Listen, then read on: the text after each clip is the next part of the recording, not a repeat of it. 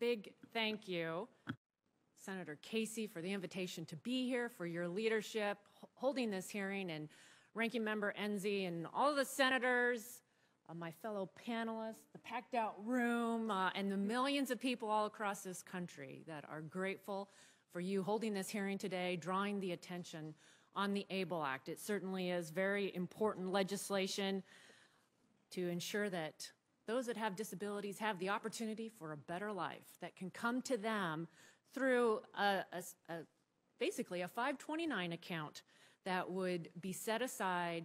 We call it ABLE, Achieving a Better Life Expectancy. We have, as Sarah mentioned, 74 senators now who have co-sponsored the legislation. Tremendous bipartisan support. 366 House sponsors. We rarely see this kind of overwhelming bipartisan support for an issue.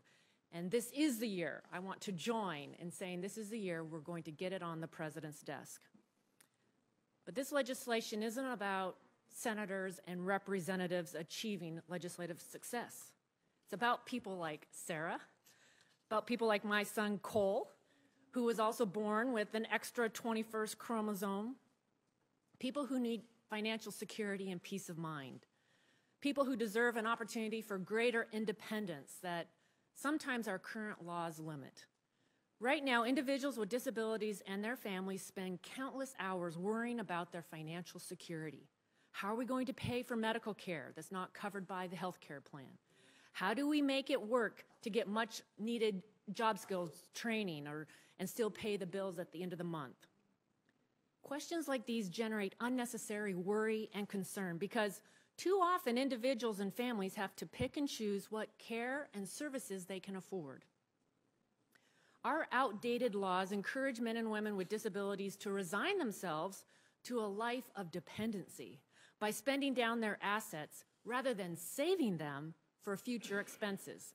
Unless families have the resources to hire an attorney to create a special trust or some other complicated savings vehicle, there's no other option to establish financial security without risking access to critical government programs for individuals with disabilities.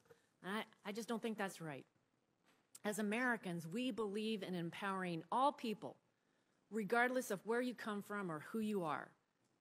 Policies like the ABLE Act will bring this very important empowerment to millions of Americans, transforming them from a state of dependence into one of independence. For me, the ABLE Act is much more than just a piece of legislation that will help so many. It is also personal. When my son Cole was born, my husband and I were presented with many of the similar joys and fears that all families experience. And I want nothing more for him than for him to be able to reach his full potential, live his life to the fullest. And I am concerned that I see federal policies that potentially place limits on his opportunities. The ABLE Act will change that. It will help make sure that Sarah and Cole and millions like them that have special needs will be able to save for their futures and reach their full potential. With overwhelming support from the House, the Senate, the American public, it is time now to get the ABLE Act across the finish line, and I'm proud to stand with all of you to advance this critical legislation. Thank you again for your time, your commitment, and your leadership on this important issue.